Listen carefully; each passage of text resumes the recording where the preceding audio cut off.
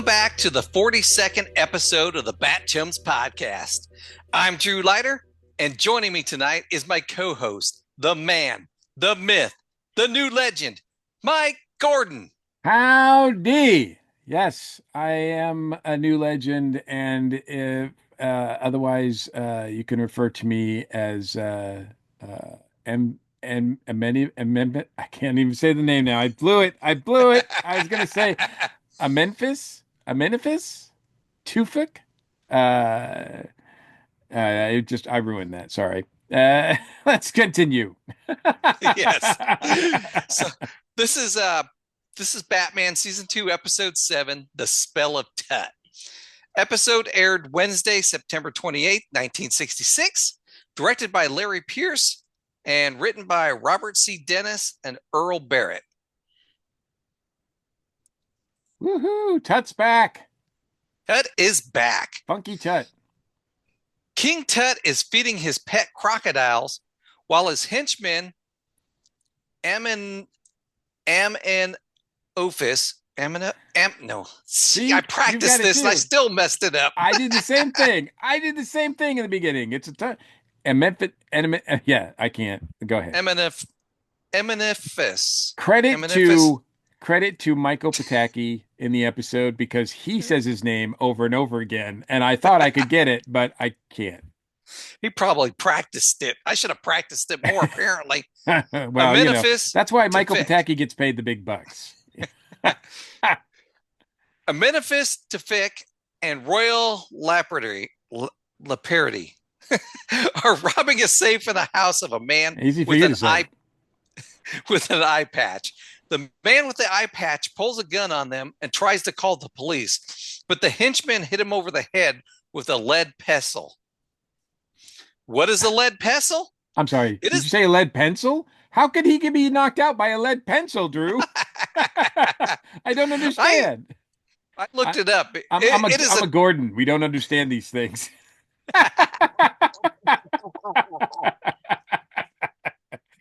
What is a lead pestle? It is a tool used in ancient Egypt to grind and pound substances like plants, spices, and hard materials into a fine paste. So when I looked it up, I was like, oh, yeah, that's what it is. Exactly. Not just entertainment, it's educational. Yes. At police headquarters, Commissioner Gordon calls Miss Patrick, who has him take his vitamins. Commissioner Gordon tells the gentleman with the eye patch who has been robbed that they are calling in Batman. Now, I got a question for you. Was it just me, or did Miss Patrick remind you of Velma? I mean, she was pretty orange. Yes. She is wearing orange and she has glasses. Yes. So, but she's a little bit more of a model looking than Velma. Than Velma. No offense to Velma. I mean, Velma's got her own thing going on. But yeah, Mariana Hill, who plays Patrick, get the wordplay there. Yeah, she does stand out. Yes. At least she didn't not get her glasses knocked off and start going, where's my glasses? Where's my glasses? Not yet. Not yet. Well, we find out later she doesn't really need him. No. Batman and Robin arrive at police headquarters. Commissioner Gordon has Miss Patrick contact Yale University. Batman talks with Dean Gerber and learns that the professor fell off the podium during a teach-in and hasn't been seen since. Holy sir! Oh, sorry. What? It's okay. There's just this scene is hilarious because Batman arrives and they think it's Tut and they're trying to convince Batman it's Tut, and he's like, well, I'm not sure, let's call Yale University.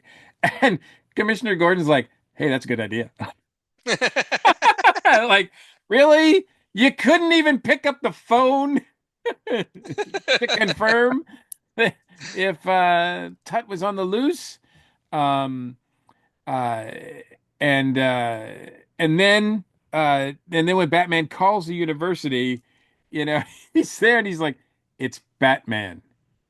Batman. Batman. Yes, it's me in Gotham. That's me. Yes, right. Like it's hilarious. Like the delivery from Adam West and everybody involved who's just playing it straight.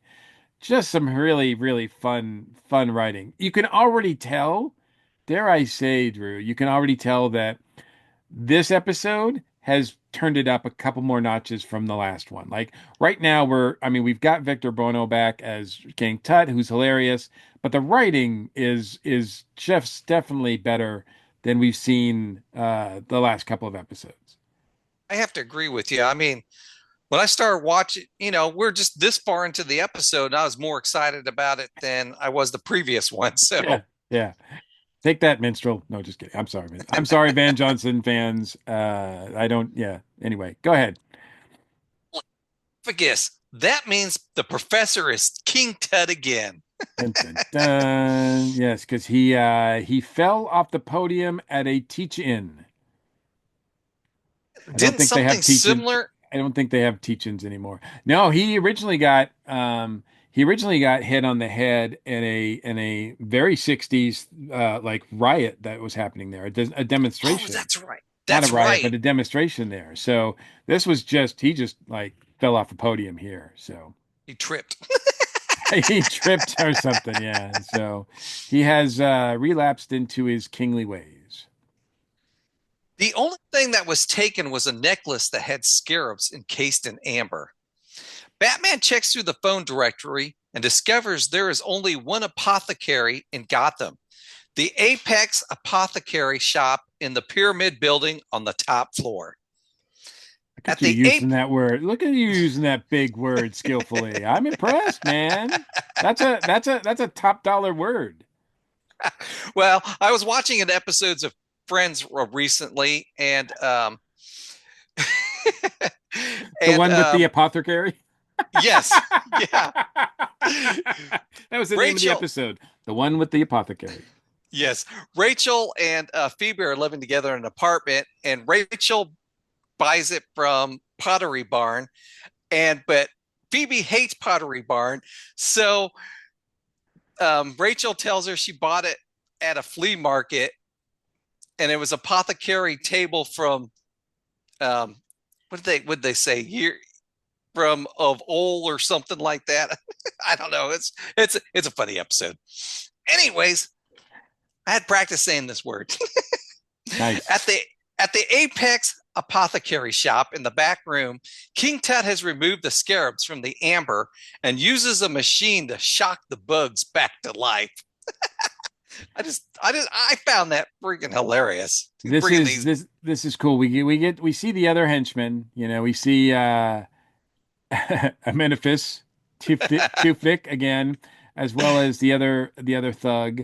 But we also get introduced to the royal apothecary, who's played by Sid Haig. I don't and he gets quite a sizable part for your average thug because he and Tut actually have some dialogue. He looks like he's pretty much in the know here. Sid Haig definitely makes his presence known. I mean, he is. I'm not sure if you're familiar with Sid Haig, but he definitely makes an impression. He has a sort of a creepiness to him. Most people remember him probably for his stint on the Rob Zombie movies, House of a Thousand Corpses and whatnot. He plays Captain Spaulding, the clown type character there. But he's also been, I mean, he's been in like well over 100 movies. I mean, he pops up everywhere, and you never know when he's gonna pop up because he's always getting work. But it was nice to see. I hadn't realized until watching this, that he had been in an episode of Batman 66. So because he had been in like so many other things that I was familiar with, whether it was Buck Rogers or other science fiction and action shows. So he's really fun in this. I really I like the interplay between him and Tut in this scene. Batman and Robin arrive at the Pyramid building and decide to use the bat rope to scale it. Green Hornet and Kato pop their heads out the window and ask Batman what he is doing here. Green Hornet, Green Hornet states he is on special assignment. Totally surprised me. I was expecting a cameo. I was not expecting Green Hornet and Kato. So apparently their show was already on the air at this time. Yes, this episode aired, as you mentioned, September 28th, 1966. The Green Hornet series premiered on September 9th, 1966. So, and it premiered, it was by the same people who produced the Batman series. Batmania was so big, ABC was like, we want more of this. So it's interesting that they didn't go into DC. They didn't go to DC and grab another hero. Instead, they went to the pulps and grabbed Green Hornet, who is an interesting. Are you familiar with the series or the character of Green Hornet very much?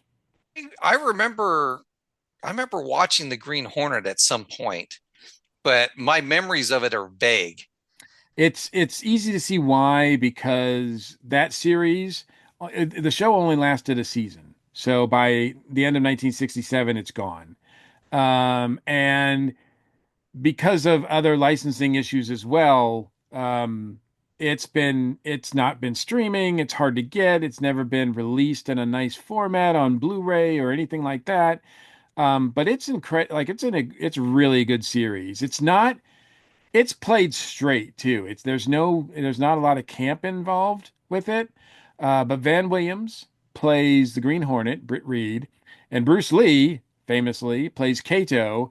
And the premise is, and this is relevant to what we're talking about here, because the premise of Green Hornet is that Britt Reed is a newspaperman, but he decides to fight crime by posing as a villain.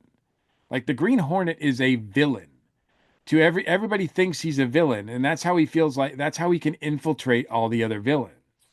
So it turns out like that he's actually working to stop crime, but he presents himself to like as far as the police are concerned, the newspapers and everything like that, the Green Hornet is a villain. So it really surprises me that Batman and Robin would be scaling this building. The Green Hornet would pop his head out, and Batman wouldn't be like, "Oh my God, it's another villain." Like I, uh, now, spoiler alert, we will see the Green Hornet again, in a much bigger capacity. There is a crossover that happens between the two shows, or the two characters, and that's pretty solid. But yeah, I had forgotten that I didn't know that they popped up this soon either. But yeah, obviously they are promoting their series on ABC because it just premiered. Now I can tell you, I do remember seeing the Green Hornet crossover. So I've been looking forward to seeing that. I was I was very surprised to see them in this episode. So because Yeah, I knew they'd come up eventually in a crossover episode. So yeah, which I'm looking forward to. they're great. It's a nice cameo. It's a little fun cameo, but it also is, it's that whole thing about, Robin says like, why are they dressed like that? Like, I mean, yeah, really, the irony is that Robin and Batman are not wanting to talk about how you dress to fight crime, right? But Yep. so my understanding, at least as far as this goes, is that Batman really knows that Britt Reed is the Green Hornet and is not really a criminal, and that's why it's okay because he's smart and he's Batman. But we'll find out when they meet up later whether or not that's the case. But it's a fun cameo. Yeah, it is. Batman and Robin arrive at the Apex Apothecary shop and are greeted by King Tut's henchmen. A fight ensues. Batman and Robin get hit with sneezing powder. King Tut and his henchmen escape. Holy Frankenstein! Batman and Robin discover one of the ancient beetles that King Tut resurrected. Back at the Batcave, Batman and Robin pore over ancient Egyptian scrolls to discover a formula for creating a potion that is capable of paralyzing the human will. I gotta interrupt just for a second because back to the hideout of the or the apothecary that that Tut was using as a headquarters. Um, when they are fleeing, when they've got Batman and Robin on the ropes or whatever, and they go to flee, uh, King Tut picks up all the scarabs, really cockroaches, I think, but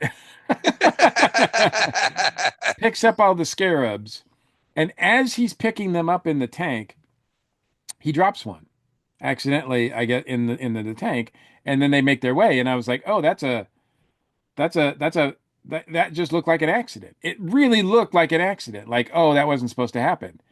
But then when Batman and Robin come in and find and look around, they find the one scarab still in the tank, and I was like, wow, that was dropped on purpose. Like Victor did a great job making that look like it was an accident. Yeah, he sure did. You wouldn't be able to tell it. No, I just thought it was like I really thought it was an accident. I'm like, yeah, they're gonna come in, it's gonna be empty.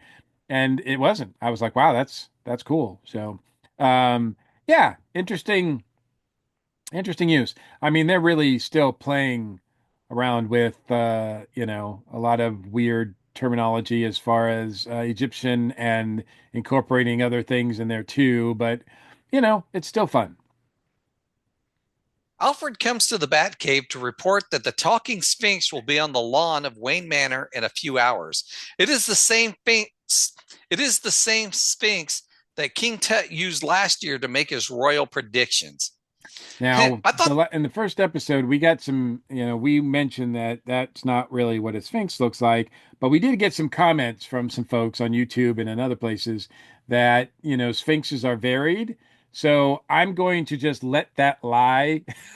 It's not what we consider a traditional Sphinx, maybe, but since it pops up again, which I never thought it would, and what's interesting is that we have a character, and we've seen that this is rare for characters to mention things that they've done in the past.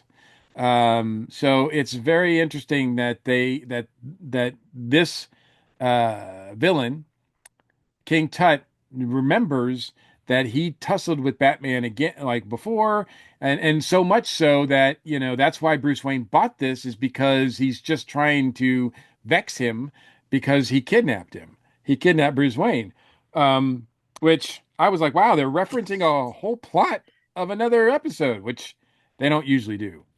no, I think we've only seen it one other time where there was reference to a previous episode. Yeah, I I think can't you might be remember right. which one it was. The yeah, it's very rare, and it shows that there's some consistency there. I think it might be because they it looks like they worked on the original. That's why. Because it's the same writers that wrote season one, the episodes that introduced Tut. So that's why they were fresh in their mind. They looked at this as a direct sequel, and it's treated like a sequel. Yeah, it is, really. That night at Wayne Manor, King Tut's henchmen steal the talking Sphinx. What they don't realize is that Steve, it's Robin is so funny with the bushes moving. I mean, it just looks hilarious. what they don't realize is that Robin is hidden inside. Back at King Tut's lair, the elixir is finished. King Tut orders the elixir be made into a powder and put into pills. Cleopatra is tasked with switching out Commissioner Gordon's vitamins with one of Tut's elixir pills. So apparently that's why she was pushing pills on Yeah, Commissioner Gordon. this is the plan all along. Which is why, like, when King Tut can't revive the scarabs, he's really, really upset. I mean, Victor does a great job with selling it. I mean, he's just like falling all over the place. But um, he's got this huge plan that he's going to, paralyze the will of all of Gotham, or at least a lot of people, and so when it doesn't work, he's really upset. And yeah, he's got one her implant planted there because his regular person, Bonnie, right, is out on summer vacation or something like that. I don't know. They say something to the effect that she's on summer Yeah. leave or something. Hearing of King Tut's plot, Robin tries to radio Batman but drops his radio. Robin is discovered and captured by King Tut's henchmen. When it is decided that Robin will be the first guinea pig for the King Tut's elixir, Robin escapes, but not very far as he chooses the door that leads to the crocodile pit. Locked inside, Robin realizes the ledge is slowly disappearing and he will soon be dinner. Is Robin doomed? Those crocodiles look mighty hungry. Was Tut right? Would they soon be having a tasty dinner? Or was he just merely shedding crocodile tears? Above all, will Batman arrive before the Boy Wonders perch slides away? Tune in your Bat sets tomorrow. Same time, same channel. So once again, Robin is in danger. Will Batman arrive in time is the big question. And we'll see. That obviously the alligators don't look threatening. I know.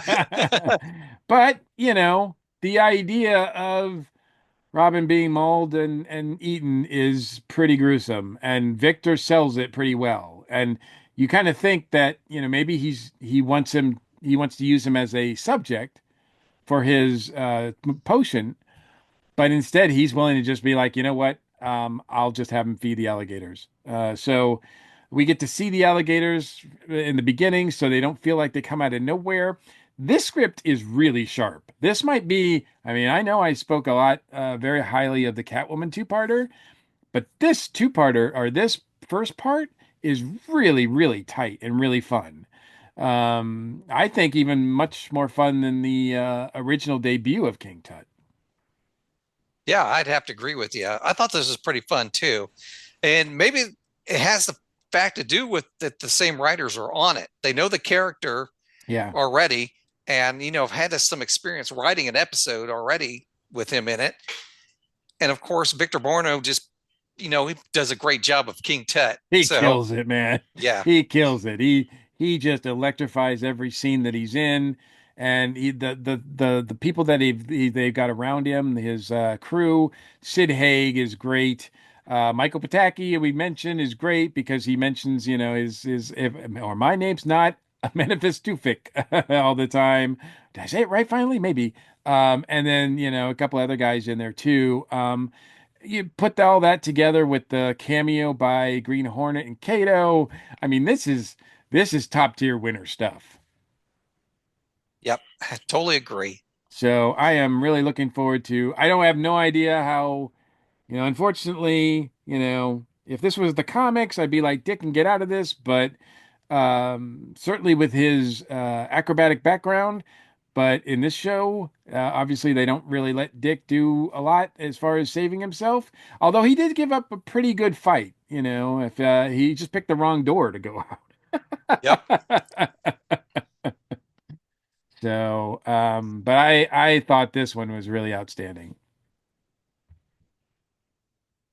Cameo. We will get Magic Batman next episode. Yep. The next episode. All right. Well, that wraps up our episode for this week. Do you have a shout out, Mike? I do. I recently did my best of lists for 2024, and the comic book that I gave the award to, or my personal favorite, that was a ongoing comic or a comic book, was from DC, and I'm proud to say it was a Batman book. In fact, it was Batman and Robin Year One. This book is got, I think, but while people are listening to this, I think at least the third issue is out. It is a 12 issue series. At least it's slated to go 12 issues. I don't know. Maybe I hope it goes longer than that because Mark Waid is the writer, Chris Samney is the artist. And they are great. They paired together to do a really great run on Daredevil for Marvel a few years ago. They've done Black Widow, and they've done a couple of other things too. But this is Drew, I didn't know how badly I wanted this book until I read this issue. This is so good.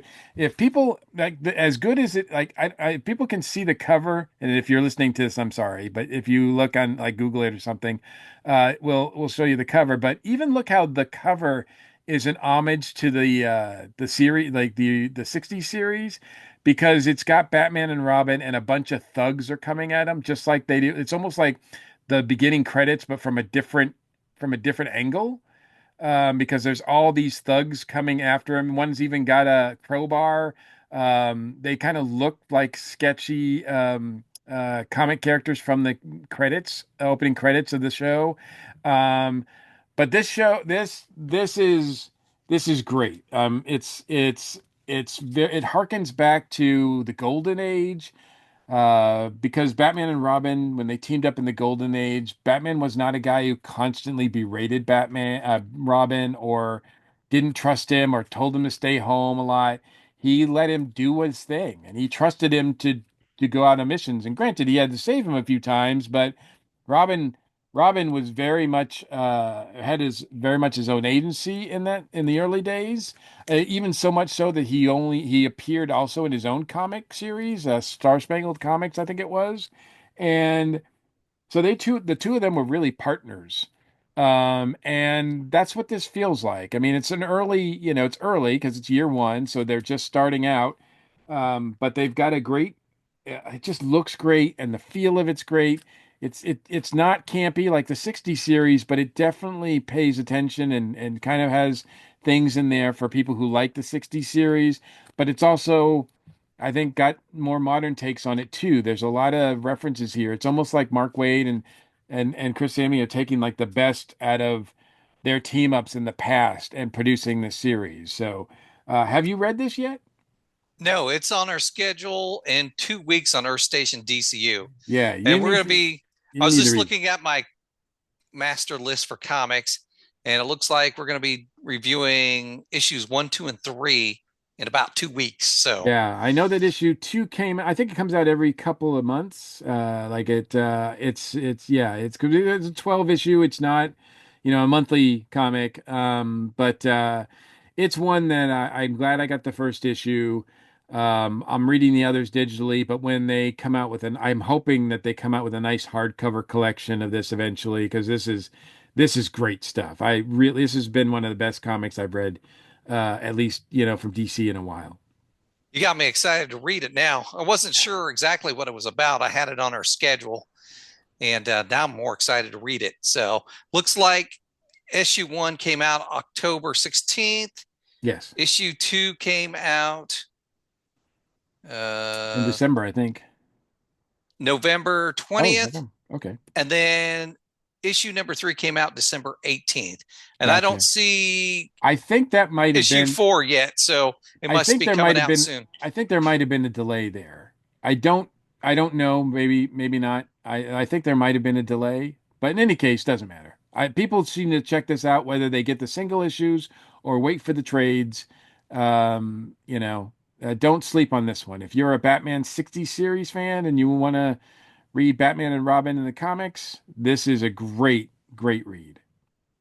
Yes, and you can listen to us review it on Earth Station DCU. Exactly. Exactly. It'll be a little bit before it comes out, though.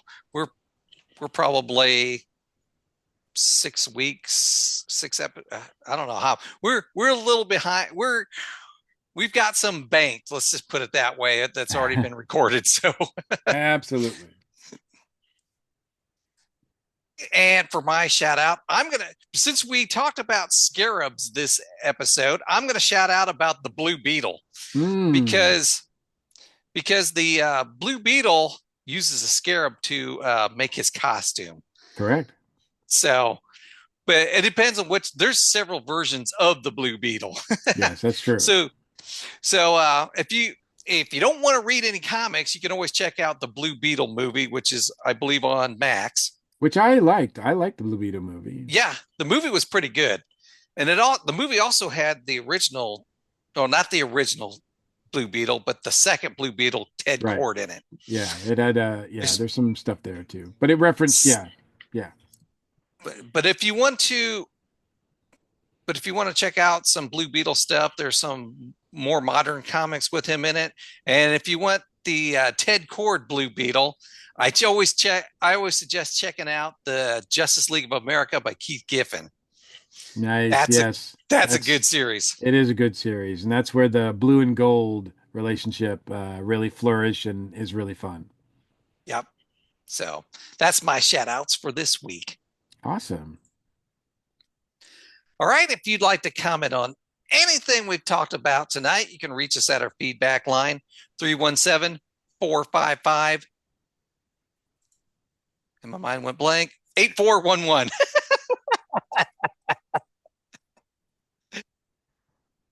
Leave us a message. You can text us or you can email us at batchumspodcast@gmail.com.